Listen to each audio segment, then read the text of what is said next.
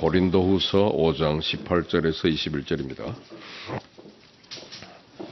18절부터 읽습니다. 모든 것이 하나님께로서 났으며 그가 그리스도로 말미암아 우리를 자기와 화목하게 하시고 또 우리에게 화목하게 하는 직분을 주셨으니 곧 하나님께서 그리스도 안에 계시다 세상을 자기와 화목하게 하시며 그들의 죄를 그에게 돌리지 아니하시고 화목하게 하는 말씀을 우리에게 부탁하셨느니라. 그러므로 우리가 그리스도를 대신하여 사신이 되어 하나님이 우리를 통하여 너희를 권면하신 것 같이 그리스도를 대신하여 간청하노니 너희는 하나님과 화목하라.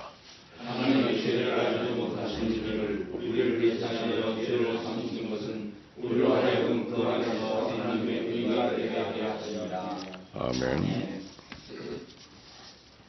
사도 바울이 고린도 교회에 보낸 편지죠. 고린도 후서에 나온 말씀인데 고린도 후서 중에 특별히 5장 17절은 그 5장에서 제일 중요한 키워드처럼 되죠. 우리는 누구든 그리스도 안에 있으면 새로운 피조물이라. 이전 것은 지나가니 보라 새 것이 되었도다. 그리스도 안의 정체성, 그리스도 안의 의무, 그것을 동시에 가르쳐주는 말씀입니다. 그래서 오늘의 말씀 제목은 피스메이커인데 피스메이커는 이미 마태복음 5장 9절에 예수님께서 산상수훈의 7번째 복 Blessed are the peacemakers. 화평케 하는 사람은 행복하다. 왜냐하면 For they will be called sons of God. 그들은 하나님의 아들이라고 불려질 것이기 때문에 일컬음을 받는다는 말은 인정을 받는다는 거거든요. 하나님의 아들로 인정을 받습니다. 어떤 사람은요? 화평케 하는 사람들. 화평과 오늘 바울은 화목이라는 단어를 사용했습니다. 그래서 peace와 여기서는 reconciliation이라고 해서 화목케 하는 직분. 가정에서 화평이란 말 잘 안 쓰죠. 가정은 화목을 말합니다. 크리스찬이 화목케 하는 미니스트리라고 그랬죠. 화목케 하는 사역. 그리고 화목의 메시지. 19절에는 the message of reconciliation. 화목의 메시지를 우리에게 위임했다. 그래서 20절 끝에 보면 be reconciled to God. 하나님과 화목하라. 유명한 빌리 그라함의 설교는 peace with God. 하나님과 평화하라. 하나님과의 평화. 그죠? 그래서 그를 우리가 그리스도의 대사로서 이 사신이란 말이 사용되는데 20절에 보니까 ambassadors 되죠. ambassador. 그리스도의 ambassador, 대사입니다. 대사는 정권을 위임받은 사람이잖아요. 그래서 그리스도를 대신하여 정권을 가지고 하나님과 이 죄인들 사이를 화목케 하는 일, 특별히 그리스도 안에 화해케 하는 사역을 통해서 이 사회가 지금 불안합니다. 항상 상황마다 우리에게 늘 역겨움과 견딜 수 없는 아픔이 있고 아시안 게임이 열려도 올해는 세월호 때문에 모든 것이 올스톱입니다. 불안합니다. 우리 그리스도 안의 자세는 화목케 하는 직책이라는 사실을 우리가 다시 한번 새롭게 하기 위해서 이 말씀을 나눕니다. 그래서 산상수훈의 축복이기도 하고요. 화평케 하는 사람은 행복합니다. 하나님의 아들이라고 인정을 받으니까. 그럼 성경이 말하는 하나님의 아들의 반대 개념은 뭐겠어요? 마귀 자식이죠. 마귀 자식. 마귀의 아들이 아니고 하나님의 아들이란 말이죠. 화목케 하는 사람은. 그러면 반대 개념은 죽음을 가져오고 불안과 두려움과 분열을 가져오는 것은 사단의 역할입니다. 자꾸 갈라지게 하면은 그 마귀의 자식이 되는 거죠. 그래서 우리가 이 말씀을 같이 나누려고 합니다. The peacemaker. 여러분 화평이란 말은 그 헬라 말로는 에이레네란 말을 쓰는데요. 원래 화평은 우리나라에서는 평화란 말과 같은 말로 사용됩니다. 그래서 히브리어로는 이것을 샬롬이라 그럽니다. 샬롬. 그래서 서로 만나면 전화할 때도 샬롬. 그러면 안녕하십니까? 그 말이죠. 샬롬 합니까? 그러면 대답하는 사람이 샬롬 해야 대화가 됩니다. 샬롬. 그래서 먼저 말하는 사람은 샬롬. 그러면 상대방은 샬롬 이렇게 대답합니다. 그래야 그날의 대화가 가능한 것입니다. 우리나라는 안녕하십니까잖아요. 죽지 않고 살았습니까? 그 말인데 여기서는 샬롬은 평화하냐. 어떤 분은 나한테 뭐 부탁할 거 있나? 돈 얘기만 빼놓고는 다 해. 이런 분이 있더라고요. 돈만 나오면 그러면 불안하니까 그런 거죠. 그래서 샬롬의 개념이 아닙니다. 근데 그 샬롬이란 말은 그 큰 의미로는 완전한 복지와 행복, 또 한 가지는 균형과 조화를 이루는 상태, 그 셋째는 올바른 관계, 이것이 바로 샬롬이랍니다. 완전한 복지와 행복을 누려야지 평화가 있는 거죠. 뭐가 좀 어설프면 안 됩니다. 둘째는 균형과 조화입니다.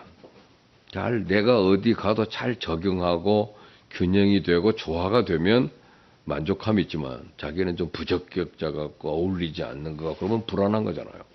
그죠? 자기가 너무 초라하게 느껴진다든지 그러면 이것은 샬롬이 없는 것입니다. 저희들은 또 수업 시간에 들어가면 항상 먼저 인사가 샬롬 하고 물어봅니다. 그럼 학생들이 샬롬 하면 앉아서 수업합니다. 샬롬 상태가 아니면 그날 수업 못 하잖아요. 몸이 안 좋다든지 뭐 누가 연락 올 일이 있다든지 기다린다든지 그러면 샬롬이 이루어지지 않은 거예요. 그래서 만나면 샬롬 이게 최고의 가치입니다.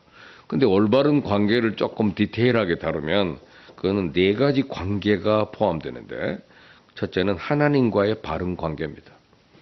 하나님 할 때 그 하나님과의 나의 관계가 올바른 관계가 돼야 되고요. 또 이웃과의 바른 관계입니다. 어떻게 우리가 동네에 가면은 좋은 이웃과 사십니까? 하는 것이 외국 사람들은 질문이 많아요. 이웃 좋아요? 좋은 이웃인가요? 옆에 사람이 좋은 사람이 있어야 행복한 거거든요. 그 마을이 좋은 동네입니다. 누가 이사를 온다 그러면 굉장히 긴장을 하죠. 일본에서는 이사 오면 3년을 관찰한다 그러잖아요. 이 사람은 어떤 사람인가? 이 사람 사귀어도 될 사람인가? 그래서 가끔 테스트 해보기 위해서 선물도 가지고 와보고 이렇게 문안을 해서 그 사람을 3년 동안을 잘 관찰해가지고 이 사람이 괜찮은 이웃이라고 판단될 때 이제 화목이 이루어지는 거예요. 초대도 하고 대화도 하지 긴장되죠. 지난번에 호주에 가니까 그 옆에 사는 사람하고 그쪽에 있는 그전 목사님이 한 번도 대화를 안 했대요. 그 사람이 그 영어를 잘 못해서도 그렇지만은 문을 열고 이렇게 얘기하려고 그러면 문을 딱 닫고 들어가고. 그러니까 그 옆에 사람들이 다 불안했대요. 근데 한 분은 그 만나교회 출신 목사님이신데 그분은 그 이스라엘에도 가 있고 여러 나라 갇혔다가 이제 그 나라에 가서 그런지 가면 하이 그 손은가 그 사람이 뭐 빵 가지고 왔더래요. 또 뭐 연장 같은 거 빨리 쓰려면 다 쓰라고 와서 막 찾아오고 그래서 이웃과 좋은 그 관계를 가졌다고 그러더라고요. 사람 만나면서 인사하고 그러면 뭐 관계가 조금 자연스럽잖아요. 살아보면 말만 걸으면 문 딱 닫고 얼마나 두려웠겠어 주변 사람들이. 이웃과도 좋은 관계고 세 번째는 나 자신과의 바른 관계입니다. 여러분 자기가 마음에 안 들면 우울증이 걸리는 거예요. 내가 바라는 내가 아니야. 이게 나와 내 자신과의 조화가 이루어지지 않은 데서 많은 질병이 발생하고 우울고고 자기하고 관계가 좋지 않기 때문에 불면증이 발생합니다. 잠이 안 와요. 아무리 지내도 잠이 안 와요. 자기가 스스로를 좋게 볼 수가 없는 겁니다. 마지막은 그 피조물과의 관계라고 합니다. 피조물은 뭐냐면 돈이라든지 환경이라든지 재산이라든지 이런 모든 주변의 기타 등등의 모든 것들과 우리가 좋은 관계를 가져야 됩니다. 이 관계 갈등이 우리에게 평화를 깨버리기 때문입니다. 그래서 우리가 하나님과의 관계, 나 자신의 문제, 이건 굉장히 영적인 문제에 속하는데요. 하나님과의 평화, 내 속에 있는 영적인 상태, 거기에 진정한 평화가 있고 나 자신과의 관계에서의 평화, 그 다음에 이것이 그 결과로 이어지면서 이웃과의 관계, 가정과의 관계, 경제와의 관계. 우리가 경제 활동을 잘못하면 항상 경제에 대해서 마이너스 요인을 늘어오기 때문에 불안해가지고 돈 얘기만 하면 긴장해버리는 수가 있잖아요. 이게 경제와의 불화입니다. 심지어는 정치적인 문제까지도 정치적인 번영까지 이룰 수 있을 때 항상 거기에는 관계의 불안이 찾아오게 됩니다. 그래서 정치, 자유, 평등, 번영 이 총체적인 평화가 있어야 인간은 평화의 그 컨셉을 가지고 행복을 누릴 수가 있습니다. 팍스 로마라는 말이 있습니다. 팍스 로마나. 이것이 로마니아라는 말인데 힘의 원리로 전쟁이 없는 상태입니다. 원자탄을 개발한 미국의 뉴멕시코주에 있는 로스알라모스라는 연구소가 있는데 거기에 브래드베리라고 하는 과학박물관이 있고 그 정문에 원자탄이 터지는 큰 버섯 모양의 그림을 그리고 이렇게 거기에 명기됩니다. 만약에 평화가 강대국 간의 전면전이 없는 상태를 말하는 것이라면 1945년 이후에 이 세상은 평화가 있다. 이 평화는 원자탄이 주는 평화다. 지금 핵, 원자력이라고 하는 엄청난 힘을 무기를 만들어 놓고 강대국 서로 싸우지를 못합니다. 이제 세계에는 전면전은 없습니다. 왜냐하면 일어났다 하면 다 죽으니까요. 결국은 원자탄이 주는 평화죠. 60년 이후에 세계에 그런데 진짜 평화가 있습니까? 도처에 그 전보다도 더 많은 전쟁이 수없이 계속되고 있고 수많은 사람이 전쟁에 죽고 기아에 죽고 고통에 시달리고 있습니다. 이건 평화가 아닙니다. 북한은 언제 가도 조용합니다. 데모도 없고 파업도 없고 조용해요. 그럼 평화합니까? 거긴 또 평화 자동차도 있고 그래. 이런 평화를 붙인 말들이 많습니다. 근데도 평화가 없어요. 이러한 힘의 논리에 의한 평화, 이것은 평화가 아닙니다. 자유와 평화, 정의가 없는 곳에, 영적 평화가 없는 곳에 그것을 화평이라고 말할 수가 없기 때문에 그래서 이것은 조용한 것, 그것은 진정한 평화를 가져다 주지 않습니다. 여러분, 전쟁 후의 고요함, 이긴 자는 이겼으니 조용하고 진 자는 죽었으니 말이 없습니다. 조용합니다. 그런데 전쟁 때 보면 그 포탄이 터지고 기관총 소리가 날 때는 한참 터질 때는 어렵지만 그런 대로 견디는데 조용하면 불안하대요. 뭔 일이 그 다음에 진행될 것 같아서 불안한 겁니다. 그냥 조용하다고 평화 아니고 힘의 논리 안에 묻혀서 말이 없어진 노예적인 평화도 평화가 아닙니다. 참 평화의 개념이 뭐냐? 내가 이겼다고 평화가 아니고 내가 이기는 순간 다른 사람은 졌으니까. 내가 빼앗았다고 좋아할 것이 못 됩니다. 빼앗긴 자의 눈물이 여기저기 있으니까요. 민주주의 국가에서는 선거 결과가 굉장히 많은 갈등을 가져옵니다. 선거가 떨어지고 난 사람은 그 4년 내내 속으로는 제가 당선이라고 생각하고 산다고 그래요. 내가 그것 때문에 모자라서 그렇지 다음번은 아니다. 그러다 보니까 7번씩도 나오는 사람이 생기는 거예요. 끊임없이. 그냥 패자에 대한 배려가 없기 때문에 패자들이 계속 끊임없는 불안을 유발하고 불안에 앞장서고 대책회의를 할 때 그 사람들은 또 나가서 또 그 당사자들 만나러 다니잖아요. 그 사람은 항상 영원한 자기도 통치자라고 하는 의식을 갖고 살기 때문에 그렇습니다. 그래서 참 평화는 두 사람이 다 윈윈 될 때만 평화가 된다는 사실입니다. 부동산으로 돈을 번 어떤 성도와 어느 목사님이 대화합니다. 싸게 샀는데 싸게 사고 보니까 바로 며칠 후에 값이 올라서요. 10,000원짜리 땅을 사는데 며칠 후에 그게 40만 원 됐답니다. 큰 돈 벌었죠. 그래서 주님께 감사헌금을 드려요. 그랬더니 목사님께서 미안하지만 이렇게 부동산을 싸게 사서 좋았는데 지금 그 땅을 판 사람은 지금 얼마나 마음이 아프겠다고 생각해 보신 적이 있습니까? 생각 못 해봤죠. 하기야 그 사람은 가슴 치고 있겠죠 지금. 조금만 더 있다 팔았으면 좋았을 걸. 안 그래요 목사님? 그러니까 당신 그 이익 남는 부분을 한 반쯤 그분에게 나눠줄 마음 없습니까? 천만에 없는데요. 그러면 이 헌금 의미가 없습니다. 당신이 감사하고 있는 동안에 한쪽에서는 기가 막히게 슬퍼하고 있는데 이래도 되겠습니까? 이건 평화가 아닙니다. 이건 행복이 아닙니다. 이게 당신이 복이라고 생각하고 그 누군가가 당신을 지금 원망하고 있는데 이런 평화를 즐기는 것은 도박사의 마음이고 그건 절대로 평화일 수 없고 행복일 수가 없습니다. Final Triumph, 궁극적인 승리, 그죠? 최종 승리는 화평입니다. 오직 화평인데 문제는 나만의 승리가 돼서는 안 됩니다. 나는 I win, you lose 이렇게 돼가지고는 절대 승리가 불가능한 일입니다. 윈윈이어야 합니다. 내가 이기고 너도 이기고 나도 기쁘고 너도 기쁘고 이런 평화만이 참 평화라는 말씀입니다. 여러분도 어떻게 그렇게 할 마음이 있으십니까? 내가 딱 샀는데 내 거를 누르고 어떤 분은 집 팔면 꼭 그 세사로 사면 그게 집 팔 때는 제일 쌀 때 팔고 그다음에 꼭 사면은 비싼 값 빼고 사고 그런다고잖아요. 주식도 그런다고 그럽니다. 꼭 다 이제 다 끝날 때 사가지고 대박 쓰고 그래서 안 되는 분들이 많아요. 그 인생의 관계가 항상 세상이 이기고 나는 지는 겁니다. 세상 이기고 나도 이기고 윈윈이 안 되면 사람은 평화가 없다는 사실이죠. 그래서 우리 주님이 제단에 가서 예물을 드릴 때 갑자기 누구한테 좀 원망 들을 만한 일이 있으면 제단에다가 예물을 놔두고 가서 그 사람하고 좀 화해한 다음에 그리고 와서 다시 예배를 드려라. 우리 주님이 가르쳐 준 겁니다. 뭔가 내가 누구한테 공격받을 만한 일이 있으면 어떤 분이 대표 기도를 하고 있는데 어떤 분이 딱 오더니 우리 가게 와서 제일 그 물건 깎는 사람이래요.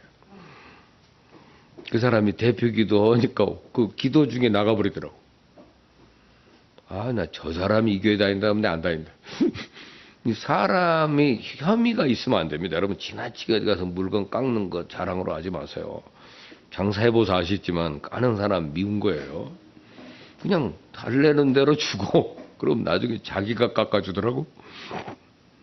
자기도 벌어야 또 11조도 하고 그럴 것 아닙니까? 그지 무조건 가서 깎는 게 예수냐고 들었다 놨다 다 깎아버리면 그 사람 마음을 아프게 하는 거죠.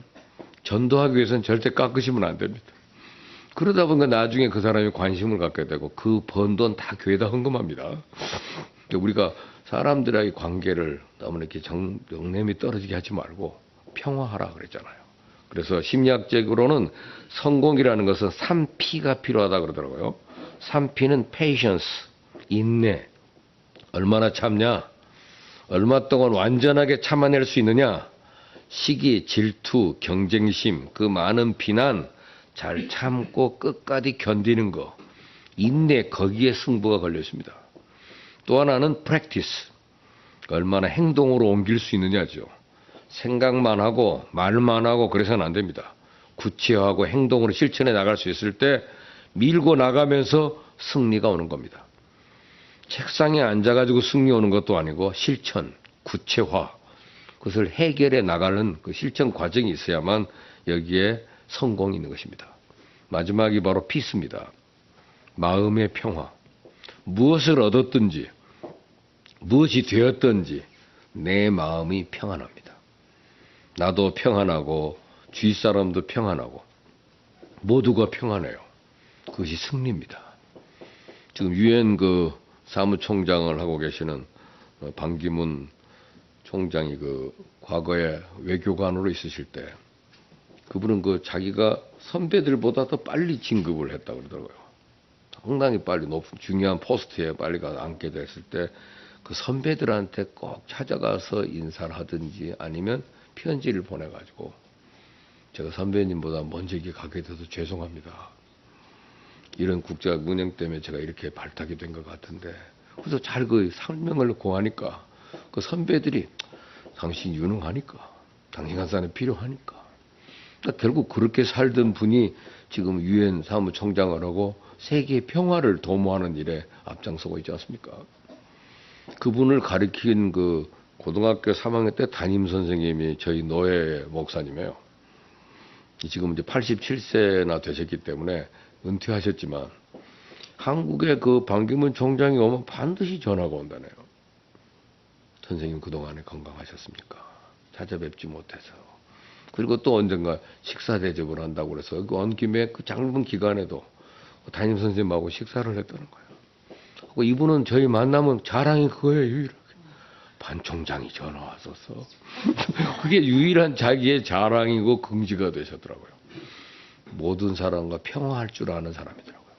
그렇기 때문에 그 피스메이커가 된 사람만이 어디 가서 이제 종교에 대해서도 자기 종교를 너무 드러내니까 어디 가면 종교 문제가 노출이 되면 남은 이웃과 평화하지 않습니다. 사람은 자기 종교가 없다고 그래요. 그러니까 누구하고도 대화가 가능합니다. 이분은 피스메이커로 사는 정말 탁월한 정통 외교관이고 잘 쓰임받는 사람 같아요. 그동안 그때 영어를 열심히 공부해가지고 그 영어 잘하는 학생으로 알려졌더만요. 충주고등학교인가로 다녔더라고요. 근데 그때 담임 선생님이 지금도 항상 그분의 유일한 긍지, 반총장. 이것이 항상 그 마음에 제자가 선생님한테 좋은 긍지가 된다는 것은 그 자랑스러운 일이고 좋은 일이죠.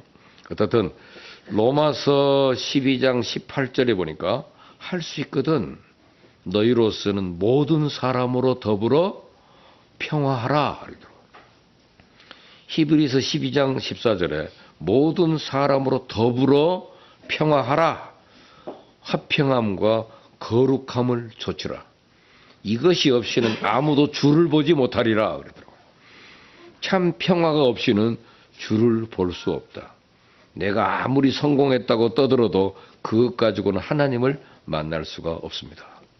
이것 가지고는 기도의 응답이 없습니다.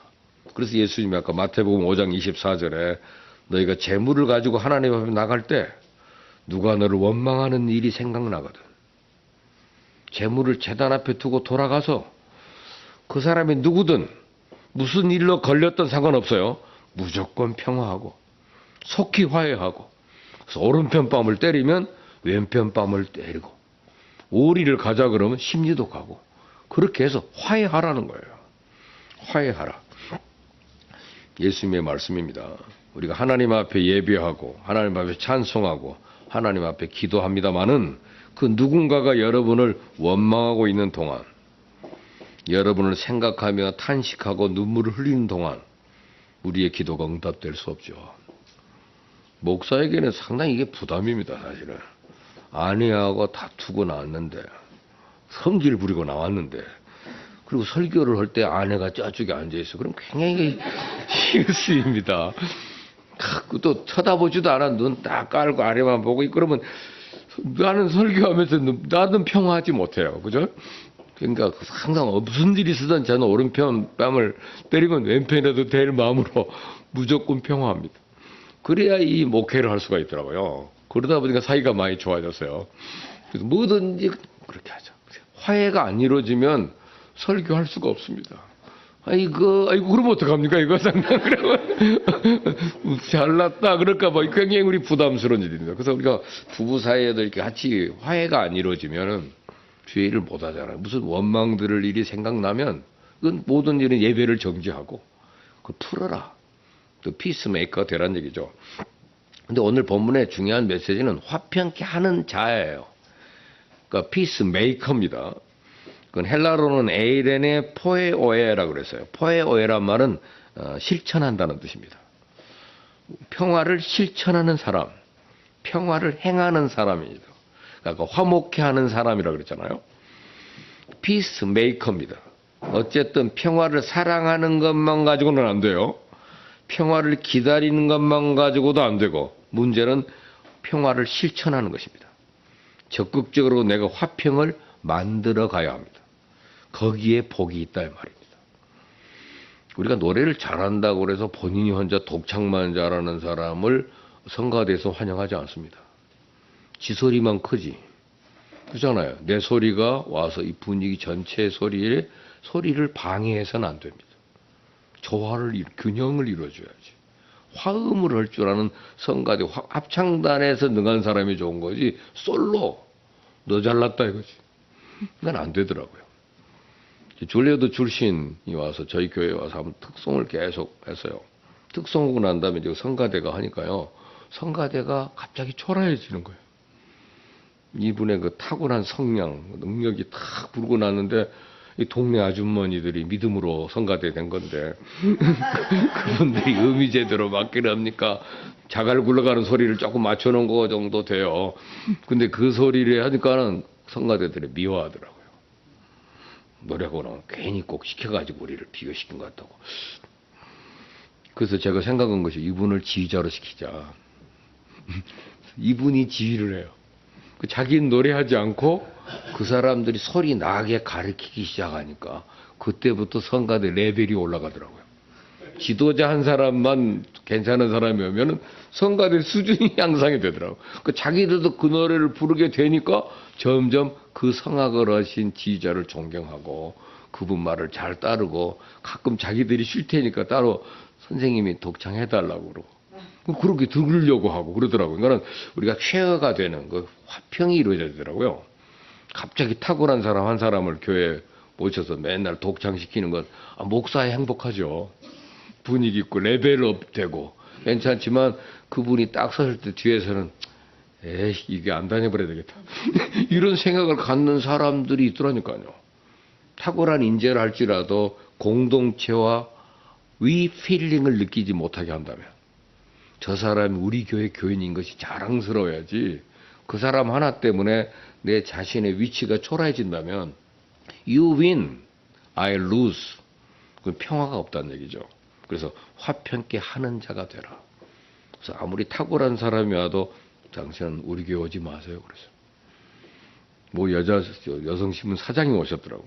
사장이 왔는데 우리 교회 레벨에는 그분이 적응할 만한 사람이 없어요. 다른 교회로 가시는 게 좋을 것 같습니다. 그 권면하기가 쉽지 않더라고요. 목사님 말씀 들으려고 하는데 그래요? 그거 끝나고 와서 꼭 당장실에만 앉아 있어요. 교인들이 또 손님 왔다고 또 차를 끓여다 옵니다. 근데 눈으로 한 번씩 째려보고 가더라고요. 그러니까 그 사람도 불편하고 어색하고 오면 꼭 저것만 입으면 저는 다른 일을 못 보고 저것만 대화할 수밖에 없잖아. 그러면 우리 교회의 형이 아니죠. 다른 데 가서 잘 신앙생활하는 게 좋은 거지 여기 교회는 체질이 아닌 것 같습니다. 공동체형이 안 되면 이 교회와도 자기가 화평이 이루어져야 돼요. 그 탁월한 사람이 오면 그 사람의 신앙의 그 영성을 봅니다. 우리와 잘 적응할 수 있는가. 그거 아니면 그 교회 못 다닙니다. 또 최고의 A급들은 개인적으로 개인 지도를 하지 그 사람들은 공동체 안으로 끌어들일 수가 없다는 사실이죠. 그래서 그래서 저희 그 형님이 한 번도 저희 교회를 못 왔어요. 뭐 그때 헌당 입당할 때만 한 번 와서 축사하러 왔고 그 애는 한 번도 never 방문하지 않습니다. 가족이 자꾸 찾아오면 가족 중심의 교회가 되면 교회는 그 관계 화평을 이루지 못합니다. 저희도 여동생 이번에 미국에서 와가지고 1년 동안 있는데도 저희 교회 지난번에 딱 한 번 왔습니다. 왜냐면 그 수술을 하다 가지고 교회가 대표 그 중보기도의 이름이 있었기 때문에 한번 인사하려고 찾아왔지 오면 안 되거든요. 얘는 노래도 잘하고 못하는 게 없어요. 그럼 우리 교회는 안 됩니다. 또 쓰면은 또 다 해먹는구나. 그 소리 들으면 이거는 이 교회가 불편해져요. 그래서 화평에 방해가 되는 일을 안 하는 것도 중요하지만은 적극적으로 화평을 만들어 가야 한다는 얘기죠. 극과 극이 만나서 도저히 화해할 수 없는데 내가 거기에서 화목해 하는 자가 되어야 됩니다. 나로 인해서 극과 극을 만나게 하고 화평을 만들어주는 일, 그게 피스메이커죠. 그런데 이상하게도 화평케 하는 자는 적고 트러블 메이커가 많다는 사실입니다. 평화로운 사람을 불안하게 만들고 고통스럽게 만드는 트러블 메이커가 많아서 문제입니다. 그런데 화평케 한다는 말, 그런 화평케 하는 피스메이커가 되려면 먼저는 자기 자신이 아주 겸손해야 되고 사심이 없어야 되고 마음을 비워야 됩니다. 내 욕심을 챙기고 내게 돌아오는 이권을 생각하고 있는 동안은 절대로 화평케 하는 자가 될 수 없습니다. 완전히 내 욕심은 버려야만 됩니다. 이 장로의 신학대학에 보니까 거기 출판부가 하나 있는데 케노시스 출판사가 있더라고요. 여러분 케노시스란 말 모르시죠? 그래서 케노시스 출판사 그래서 제가 야 이게 신학적인 테마를 어떻게 그 지름으로 썼냐? 케노시스 비움이란 뜻입니다. 자기를 비움, 그죠? 자기를 비웠다. 이것을 그 헬라 말로 케노시스라고 그러는데 케노시스 출판사 다른 사람들은 잘 못 알아봅니다. 이 전공한 사람들이나 아는 거죠. 그 용어가 그 케노시스 자기를 비워야 다른 사람과 화평케 하는 일에 참여할 수 있다 말입니다. 내가 이의 당사자가 되면 그건 피스메이커가 될 자격이 없는 거죠. 그죠? 그러니까 어느 공동체에 내가 들어가서 잘 적응하려면 자기를 비워야 된다는 얘기예요. 겸손한 사람인가, 두 번째는 온유해야 됩니다. 여러분 잘 알다시피 유순한 대답은 노를 쉬게 한다 그랬습니다. 저쪽에서는 펄펄 뛰지만 나는 온유합니다. 온유한 자만이 뭐예요? 화평케 할 수가 있습니다. 그런 인격을 갖춰야 피스메이커가 되는 거예요. 제가 아까 반기문 총장이 왜 유엔 사무총장이 됐는가? 우리 한국에서도 우리의 삶 속에서도 그분이 우리나라 사람 기질이 아니에요. 또 외교과에서도 그분을 다 표를 인정해주고 재선을 인정해준 거예요. 이 사람의 성격이 온유해요. 자기의 이익이 구하지 않아요. 그러니까 이게 인정받는 겁니다. 세 번째 중요한 것은 긴 인내죠. 잘 참아야 됩니다. 또 그분이 충청도 분이잖아요. 충성스러운 분 아닙니까? 그래서 인내할 줄 아는 사람이죠. 서둘러서는 안 됩니다. 조급한 자는 화평케 하는 자가 될 수가 없습니다. 때때로 우리는 급하게 화평을 만들려고 이리 만나고 저리 만나고 막 뛰어다니는데 일은 점점 더 꼬이고 커집니다. 기다리는 마음이 필요해요. 중국에서는 땅을 계약하면 기본이 50년이더만요. 한 50년 해봅시다. 100년 해봅시다 이런다고요. 우리는 2, 3년 아니면 1년 내에 쇼부 보려고 하는 생각이 너무 급해가지고 그래서 중국하고 가면 다 망하고 오는 거잖아요. 한 50년 해볼까? 이런 관계가 아니면 그 사람은 길게 사귈 사람이 아니면 지들이 망해서 가라고 내비두는 거예요. 그래서 우리가 이 만만디한테 당하잖아요. 한국인이. 빨리가 만만디를 못 이깁니다. 우리가 이 넓은 사랑이 있어야 되고 때로는 값을 지불해야 될 때는 그 값을 내가 지불해야 된다고 하는 그런 자세를 갖출 때만이 화평은 이루어집니다. 여러분 피스메이커가 된 사람은 가면 밥값도 자기가 내야 돼요. 그래야 피스메이커 하는 거지 본인이 이쪽 저쪽에서 이득을 보면은 그건 부록하지. 그건 좀 피스메이커가 아니죠. 모세가 성격이 급해가지고 결국 40에 사고 쳤잖아요. 해결해주고 민족의 지도자가 되려고 하는 왕자가 자기가 뭐 된 줄 알고 나가니까 국민적 지지가 없습니다. 왕자니까 그냥 다들 인정할 줄 알았는데 그를 외면했습니다. 결국은 그가 절망 가운데 빠져서 40년 동안 목동이 되잖아요. 정치학을 공부한 사람이 정치를 인간에게 적용하지 않고 약물이 끌고 다녀요. 양 데리고 다니면서 무슨 정치를 합니까?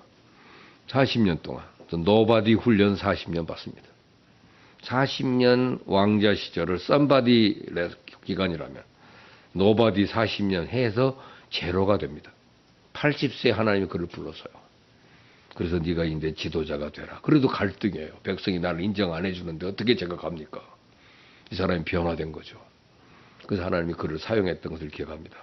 근데 나중에 이스라엘 백성이 또 하나님 앞에 수없는 범죄, 원망, 백성의 특징 컴플레인 하는 게 백성이에요. 구약 성경의 민수기를 보면 그 민수기란 말이 뭡니까? 백성들의 생활기록부거든요. 출석부란 뜻입니다. 민수, 백성의 수를 센 책입니다. 그 백성의 수를 세다 보면 맨날 체크해보면 생활기록부에 불평과 원망, 그래도 혼난 이런 얘기만 잔뜩 기록된 거예요. 그런데 그들의 그 범죄 중에서 금송아지를 만들었던 거, 이거 진짜 끔찍한 일입니다. 이 금송아지를 보면 이 신이 우리를 애굽에서 인도해냈다. 하나님이요 그때 이스라엘 민족 전체를 내가 다 죽여버리겠다 그랬어요. 그래서 모세가 저를 죽이시고 이 사람들을 살려달라. 그 중보기도 해가지고 모세 때문에 이 백성이 40년 광야를 도는 처벌로 바뀌는 것을 기억합니다. 중요한 일이죠. 모세가 자기가 피스메이커가 되기 위해서는 자기 생명을 바친다고 했습니다. 아론도 그랬고요. 다윗도 그랬습니다. 여러분 이스라엘 백성들이 다윗을 제거하고 압살롬 편에 서가지고 압살롬을 따랐단 말이에요. 백성들이 다윗을 버리고 그리고 다시 돌아오는 길에 세바의 난을 일어났을 때 세바를 또 따라갑니다. 백성들이 지역 감정에 따라. 근데 나중에 왕정이 다시 수습이 되니까 하나님이 그들을 징계하시더라고요. 그 국민들을 징계하시기 위해서 다윗의 마음을 부풀게 해요. 그동안에 내가 얼마나 벌었나, 우리 백성들이 얼마나 많았나 하면 인구조사를 해보고 싶은 생각이 난 거예요. 여러분 수량화된 사회가 가장 불안합니다. 일본에서는 그 교회 얼마나 모여요? 그 말 안 물어봅니다. 그 말이 민폐예요. 실례입니다. 절대 그 말 안 하게 됐습니다. 몇 명 모이냐? 혹시 얼마 받으세요? 이꾸라란 말을 사용하지 않아요. 물건 살 때 외에는 절대 이꾸라 안 씁니다. 근데 우리는 그냥 거침없잖아요. 가면 얼마나 모여? 2년 만에 교회를 어떻게 지어요? 뭔 사기로 짓습니까? 이게 우리들의 너무 그 빠른 속성들이잖아요. 아버지 때에서는 그 기초만 공사하고 나면 그 다음에 다음 때가 와서 기둥 놓고 그 다음 때가 와서 지붕 놓고 이런 식으로 짓는 거예요. 길게 보는 게 아니라 우리는 당장 3년 만에 이렇게 커버렸다며.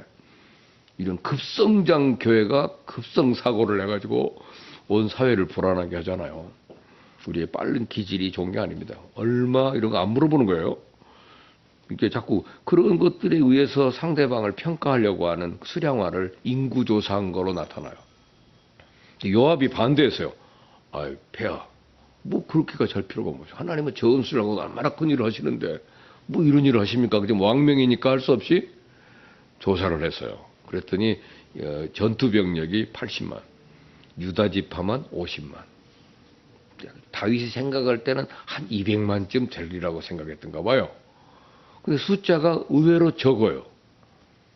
그 순간 그 다윗이 양심의 가책을 느껴요. 아, 내가 범죄했구나. 내가 너무 겁없이 욕심을 부렸구나. 하나님께서 그를 징계하시죠. 회개하니까. 그래서 1번, 2번, 3번. 하나님 얼마나 인격적입니까? 7년 동안 기근을 내려줄까? 1번. 2번은 석 달 동안 원수한테 쫓겨서 망명을 할래. 그것도 힘들잖아요. 3번. 3일 동안 전염병으로 다스릴까? 1번, 2번, 3번. 한쪽 택일 하여 보고하라고 가시라는 선지자가 와서 선택상을 주고 갑니다. 다윗이 뭐라고 대답했습니까? 3번이요? 하나님은 긍휼이 풍성하시니 제 체질에 맞게 하나님이 그냥 알아서 해주세요. 그랬더니 하나님이 알아서 3번 해주신 거예요. 3번 했더니 전염병, 에볼라 바이러스 같은 것이 일어나가지고 갑자기 7만 명이 죽습니다. 그러고 난 다음에 예루살렘 수도, 그 성을 가지고 장난쳤으니까 예루살렘 성을 죽이려고 천사가 왔습니다. 예루살렘 성을 다 멸하려고. 그런데 하나님께서 너무 심하다고 판단해 그 재앙 내린 것을 뉘우쳤다 그러시더라고요. 하나님이 뉘우치고 됐다. 족하다. 그래서 그 멈추는 순간 다윗이 그 예루살렘을 공격해 나갈 때 무슨 말을 했냐면 사무엘하 24장에 나옵니다.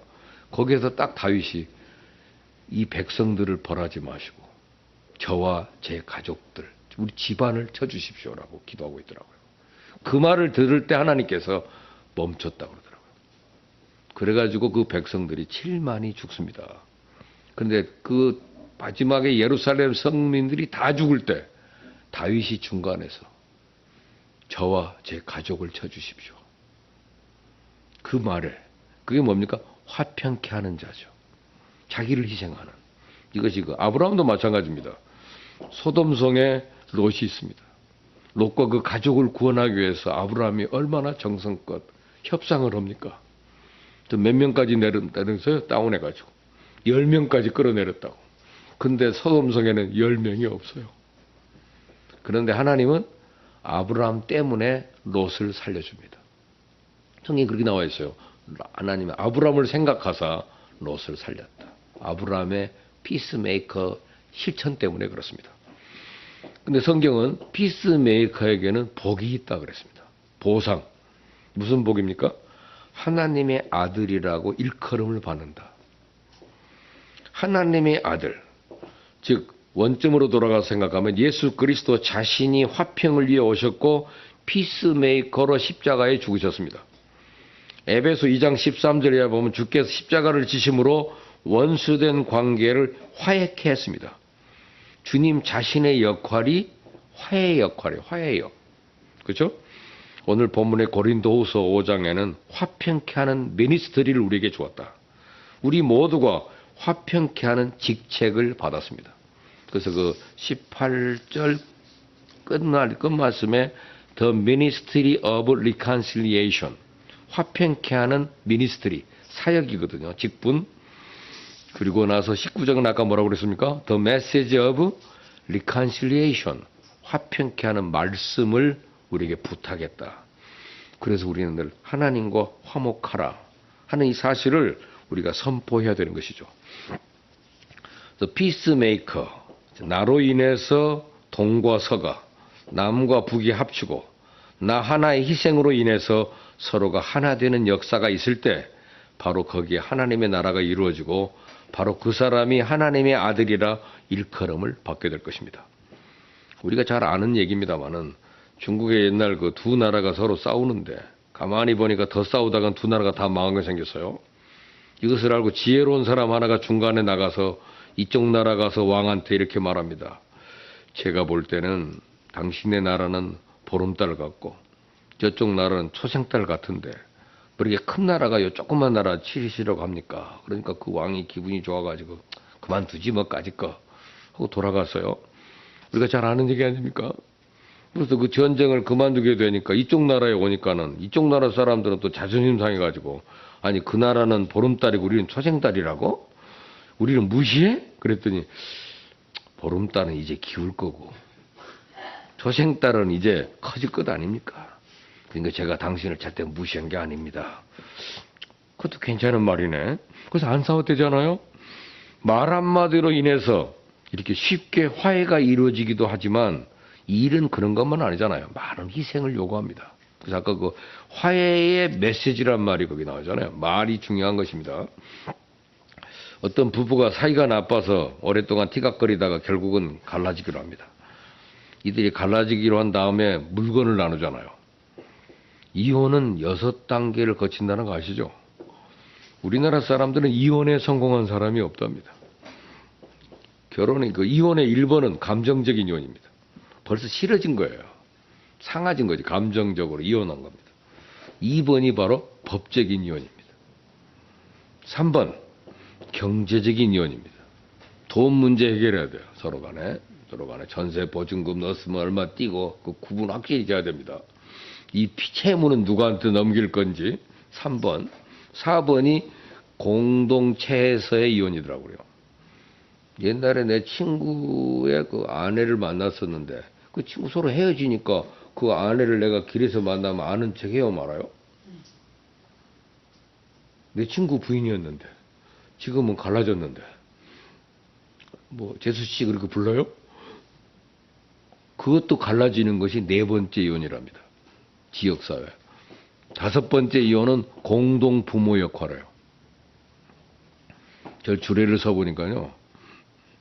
이혼은 했는데 자식 문제 가지고는 이혼이 안 된 거예요. 그러니까 아버지가 부부가 갈라졌는데 아버지가 딸을 데리고 들어오더라고. 그래서 이제 와서 두 부부가 앉잖아요. 앉을 때 보면 이쪽에 있는 사람이 약 5도 옆으로 다리를 움직입니다. 이렇게 바뀝니다. 딱 앉은 거 보면 이분이 갈라진 부부라는 걸 알 수 있어요. 이 사람들이 1, 2, 3번까지는 한 것 같은데 5번이 안 된 거예요. 완전한 이혼이 안 된 거예요. 6번, 6번째 이혼이 정서적 이혼입니다. 이거 어떻게 잘 지내? 누구신데요? 저 옛날 남편이잖아요. 제 전처입니다. 아무런 느낌 없고 편한 친구처럼 우리 엑스프렌드, 엑스와이프 이렇게 말할 수 있는 것이 이혼에 성공한 사람이랍니다. 근데 대한민국 사람들은 이혼에 성공한 사람이 없대요. 항상 그 사람 얘기만 하되 성질이 팍 아직도 나고요. 화가 나면 감정이 남아있다는 것은 이혼이 안 된 거예요. 정서적으로 안정이 안 된 거예요. 나의 엑스와이프예요. 내 전처애잖아요. 이렇게 말할 수 있는 단계가 돼야 이 디보스에서도 달인이 된 거예요. 근데 되게 우리나라는 되게 그 2번만 하고 나면 다 끝난 줄 알아요. 또 돈 문제 가지고 빚 갖고 있는 사람 3번이 안 돼 있고 또 4번으로 만나면 또 시어머니라 그러더라고. 헤어졌는데 뭐 시어머니예요. 어머님, 너 옛날 며느리가 그럼 되냐? 그 반말로 하면 안 되죠. 근데 아주머니가 갈라졌는데 그렇잖아요. 근데 그것이 아직 해결이 안 되니까 4번이 안 된 분들 아이 또 아빠 엄마 왔다 갔다 하면서 또 양쪽에서 아이들이 중간에서 상담자 노릇하는 사람 많아요. 이러면 그건 5번이 해결이 안 된 거죠. 대한민국은 그저 이혼에 성공한 나라가 아니고 감정적인 이혼, 2번이 법적 이혼, 그거 1번, 2번, 3번 사이에만 거의 머물러 있다는 것이 우리나라 상태입니다. 근데 자식이 둘이 갈라지긴 했는데 죽은 아들이 써놓은 일기장이 하나 있어요. 일기장은 내가 가지고 갈게 그랬더니 부인이 내가 가지고 갈겠다. 그래서 그거 가지고 싸우다가 한번 열어봤대요. 일기장을 보니까 아빠 엄마 서로 사랑해요. 서로 싸우지 마세요. 갈라지지 마세요. 이렇게 써있더래요. 그래서 자식 소원 들어줍시다. 그래서 도로 화해를 했다는 것입니다. 그러니까 이 피스메이커라는 것은 중간에서 어떤 역할이냐가 보여줍니다. 하나님은 지금도 우리에게 평화와 협력을 원하십니다. 창세기 1장 26절 이하에 보시면 하나님이 사람을 만드시면서 하신 말씀이 우리의 형상을 따라 우리의 모양대로 우리가 사람을 만들자 하고 되어 있습니다. 우리 생각에는 내 형상을 따라 내 모양대로 내가 사람을 만들어야지. 손자도 나를 닮았으니까 이뻐하는 거잖아요. 내 형상이니까. 근데 하나님은 우리 형상이라는 말을 쓰더라고. 우리라고 하는 말. 이 사실로 어떤 신학자가 굉장히 귀담을 만한 중요한 해석을 했어요. 하나님은 본래 혼자 계시지 못하고 본성적으로 더불어 존재하는 신이라는 거예요. 하나님은 유아독존이 아니라는 거죠. 천상천하 유아독존은 석가모니입니다. 태어날 때부터 천상천하 유아독존이에요. 어머니 배에서 나오지 않고 옆구리로 나와가지고 한참 걸어가더니 큰 소리를 지르면서 천상천하 유아독존 이렇게 외쳤다는 것이 석가모니의 전설입니다. 근데 불교에서는 아무 이의를 달지 않습니다. 아멘입니다. 유아독존이에요. 근데 성경의 기독교의 하나님은 유아독존이 아닙니다. 삼위일체의 하나님. 우리라고 하는 하나님. 우리 하나님이잖아요. 그래서 하늘에 계신 우리 아버지. 그죠? 그래서 우리가 우리 하나님의 이미지를 기억하고 있다면 더불어 살아가는 삶의 원리를 배워야 되겠다는 얘기죠. 우리가 평화를 깨고 사람 사이를 원수지게 만들고 서로 상처 주는 것을 좋아하는 사람이 이 땅에 많은데 그 사람들은 하나님의 아들이 아니죠. 응? 이건 사탄의 역할입니다. 하나님하고는 닮은 데가 없습니다. 하나님은 더불어 사는 존재를 좋아하십니다. 사단이 원래 하는 짓이 가르고 나누고 미워하고 원수짓게 하고 죽게 만드는 겁니다. 에덴 동산에도 쫓겨난 아담 하와로 하여금 900년이 넘도록 갈등하게 한 장본인이 누굽니까? 바로 사탄입니다. 그 당시 사람들은 900년 이상 살았어요. 상상해 보세요. 에덴 동산 그렇게 밀월에 단꿈을 꾸며 행복에 살던 사람이 갑자기 에덴 동산 밖으로 쫓겨나와 땅을 파면서 더위와 싸우고 추위와 싸우고 하루하루 산다는 것이 얼마나 힘든 일입니까? 자연스럽게 짜증이 나고 원망이 나옵니다. 마귀가 계속 마음을 충동질했을 것이 분명합니다. 왜 그때 따먹으라 그래가지고 따먹어가지고 서로 간에 툴툴거리고 싸우는 인생이 얼마나 고달픈 일입니까? 사탄은 항상 꼭 옆에 따라다니면서 어떤 고난과 힘든 일이 있으면 죽어라 그런다고 그러더라고요. 어떤 분이 와서 간증을 하는데 죽어라 하는데 죽이지는 못하더래요. 결국은 내가 결단을 해야 되는 거더라고요. 자꾸 죽으라 그래요. 꼭 어디가 난간에 매달려 있는데 꼭 옆에서 죽어라. 그렇지만 밀지는 않더래요. 그래서 자기가 이게 사탄의 한계구나 하는 걸 알았다고 그러더라고. 대단한 발견이에요. 죽어라 하지만 죽이지는 못한대. 그 힘은 없는 거죠. 사람의 죽고 사는 것 권한은 하나님만이 고유 권한입니다. 그래서 우리가 이 원리를 잘 적용하기 위해서 우리는 복음을 열심히 전하는 증인이 돼야 되고, 왜냐하면 세상 사람이 하나님과 화목해야 되거든요. 하나님과 화목해야 되는 것이 복입니다.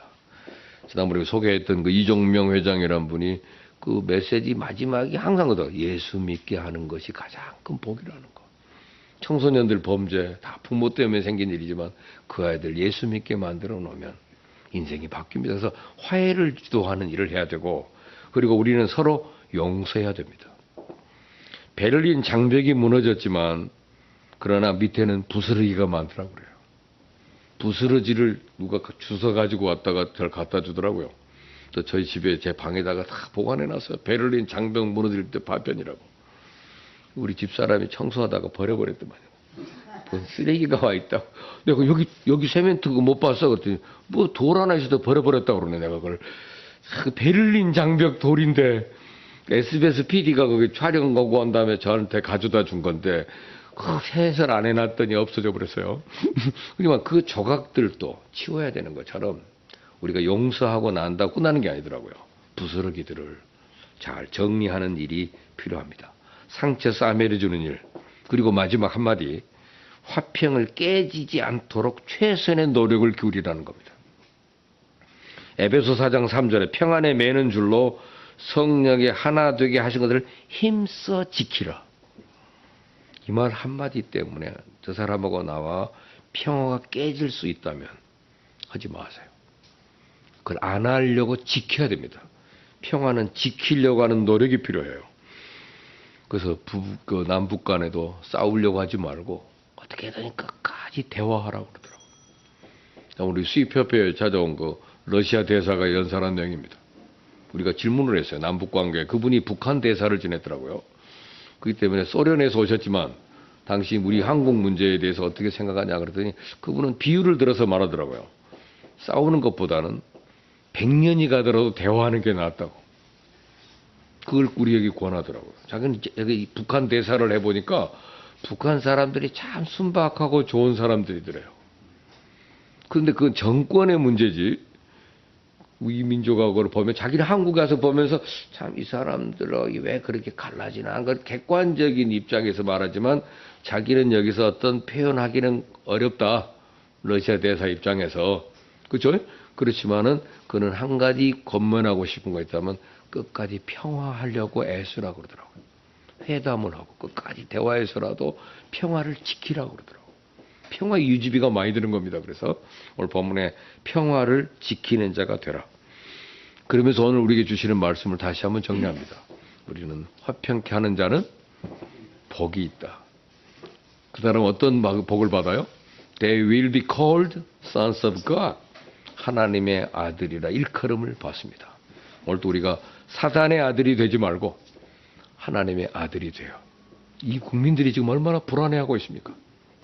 우리 크리스찬이 해야 될 사회적 사명, 화평케 하는 일에 저와 여러분이 모두 동참하기를 원합니다.